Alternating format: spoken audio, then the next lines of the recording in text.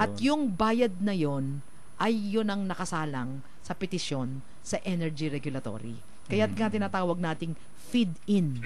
Nag-feed ka sa linya ng kuryente nung enerhiya na pinuproduce mo. So, nakasalang na yan. No? At eto ngayon yung bakbakan na nangyayari. Nagkakaroon ng debate. Maganda naman, na nagkakaroon siya ng debate. Kaya kami nagpapasalamat at naimbitahan nyo kami sa programang ito. Kasi ito yung bibihirang pagkakataon na maipapaliwanag namin sa inyong libo-libong tagapakinig at saka tagapanood. Ano ba talaga ang kagandahan nitong provision na ito ng ating batas na isinalang na sa kumbaga Energy Regulatory Commission na kanilang didesisyonan 3 buwan within 3 months. Sa loob ng 3 buwan, ito ay kanilang didesisyonan. Yung feed-in tariff na ito. Para pa lang itong IPPs, yung Independent Power Producers, na once na sila po ay nakapag-produce ng kuryente, kahit hindi nagagamit, ay binabayaran ng gobyerno. Ay, ang kaibahan po nito, ang ayon sa batas, hindi ho kayo babayaran nang hindi kayo nakakapag-produce ng kuryente. Ang babayaran lang ninyo ay kung ano yung nabasa sa metro. Yun lang po ang babayaran. Kaya yan lang po ang kagandahan dito sa batas na to. Siguro natuto na tayo doon sa dati nating mga pagkakamali. At ikalawa, humiram din tayo ng leksyon na ginagamit ng ibang bansa. Kasi kahit na bago to sa atin, sa ibang bansa, ito ay ito ay iniimplementa na, no? Ngayon, ang sigurong gusto namin talagang ipaabot sa ating mga kababayan,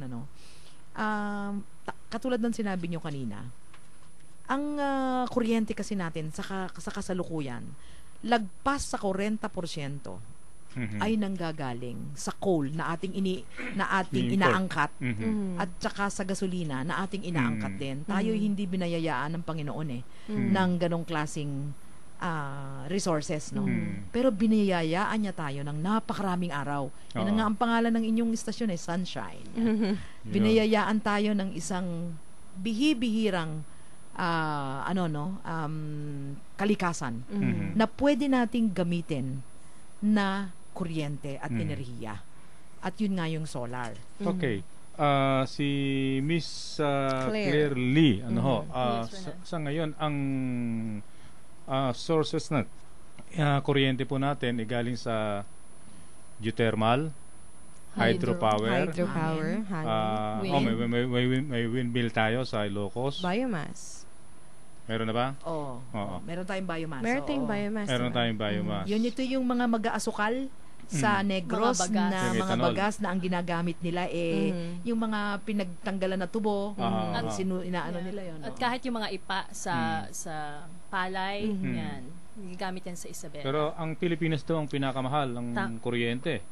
Sa Asia ba o sa buong mundo? Sa Asia. Okay, kung ma-utilize, kung magagamit po natin itong enerhiya mula sa araw, meron bang kasiguruhan na bababa yung halaga ng ating kuryente? Oo naman, meron in 3 to 5 years makikita mo. Ang kagandahan kasi sa solar, sa pagkakaiba niya sa ibang renewable energy sources, ang araw kasi kapag nagawa mo na yung equipment, na-install mo na yung equipment ng isang solar power plant, libre na yung fuel mo after pag nakuha mo na yung investment mo after 3 to 5 years. Katulad ng biomass or hydro, kailangan mo yan. Supply mo ng tubig, susupplyan mo ng ipa, di ba? Ang solar, pagkatapos ng ilang taon, libre na wala ka nang babayarang fuel. Yun yung kagandahan ng solar energy. Kumbaga, mamumuhunan ka lang dun sa umpisa. Kaya siya mahal Kaya siya mahal. No? At hindi naman namin sinasabi na hindi naman namin tinatago na medyo mas mataas ang presyo niya. Pero, sa panimula lang yon. Pagkatapos nung, sabi nga ni Claire, pagka binili mo na yon, hindi ka na bibili ng gasolina. No moving, walang gumagalaw na na bagay. Meron lang panel. Solar panels. Meron ka lang solar panel na ilalagay doon. Pupunas-punasan mo ng konti. Pag naulanan, napaka-low maintenance. anuhin mo naman, dudulas naman yon. Itong mga equipment nito, yung solar panel, gaano naman katagal yung ano niya? Ang warranty niyan standard yan sa buong mundo is 25 years. 25 years. 25 Warranty yan. So kaya pa yan tumagal more than 25 years. But within the 25-year period, napaka-minimal ang maintenance. Okay, so yung solar power, pwede nating ilagay sa mga community. Sa Yan mga ang kagandahan ng solar energy, Ang aplikasyon niyan masyadong malawak, from maliit na aplikasyon sa malalaking utility scale. Sa ngayon nga, marami sa mga off-grid areas na tinatawag natin, mga remote, karamihan sa atin, malamang hindi pa makapunta doon, yung mga nasa tawi-tawi, maliliit na island, na hindi makakonekta sa grid. Sa ngayon, ang gobyerno, kasama ang mga international agencies, ang tulong na ginagamit nila para sa social development ng mga taong ito ay solar energy na maliliit, ang tinatawag natin yung mga stand-alone. So ngayon pa lang, ilang taon na ang Pilipinas talaga isa sa mga pinakaunang gumagamit ng solar energy. Andyan ang Sipalco sa Cagayan de Oro na 1 megawatt. Nagsusupply sila ng energy sa Mindanao. Okay, yung binabanggit nyo kanina, doon sa Renewable Act, dapat yung mga nagpo-produce ng enerhiya, kapag dumaan doon sa transmission line ba yun? Babayaran ng gobyerno. Pero yung sistema ng solar energy, di ba sa mga off-grid to, kaya pwede siyang i-distribute sa isang locality, sa isang community, na hindi na kailangan dumaan doon sa transmission. Yan yung tinatawag nating embedded, Yan yung sinasabi na hindi mo na kailangan i-connecta sa grid, kundi sa isang community, maglalagay ka lang ng isang maliit na mini grid, ang tinatawag, mini solar power plant. Tapos yun na yung nagsusupply sa mga komunidad sa paligid nito. Maaari yung gawin, saka napakabilis i-install as compared to other renewable energy sources na more than gaano katagal ang feasibility studies, mga 2 taon minsan pa ang hydro, 2 years. And then yung paggawa mo mismo, ang solar energy in 6 months time, kaya natin tugunan yung mga pangangailangan sa enerhiya ng mga tao. So yun ang kagandahan. Okay, may mga lugar po sa Pilipinas na walang transmission lines, katulad halimbawa yung mga isla-isla. Ang source yata ng energy diyan yung mga tawag dito, mga bards. Yan Tama. Sa Palawan, sa Mindoro. Siquijor. Yung mga island sa Visayas.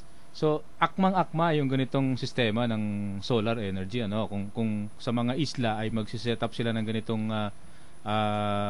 source ng kuryente, pwede sigurong yung mga LGU ang maging partner nyo rito pagdating sa paglalagay ng ganitong sistema. Ang kasi, tama yung sinabi mo, kailangan talaga nating magkaroon ng isang partnership sa ating mga lokal na pamahalaan. Ang karanasan, katulad ng sinabi ni Claire, ang karanasan ng solar energy, napakalawak na doon sa mga isla na hindi nakakabit sa linya ng kuryente. Opo. Subalit, alam mo, meron na tayong teknolohiya ngayon ng solar na nagbibigay sa atin ng pagkakataon na gamitin ito sa on-grid o mismo, halimbawa, dito sa Metro Manila.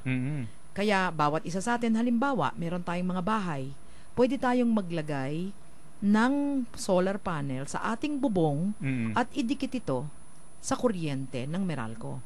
So, pwede na ngayon yun Pwede na ngayon yun. Ang tawag nila doon, on-grid solar technology. Ididikit mo yon. Ang ibig sabihin nun,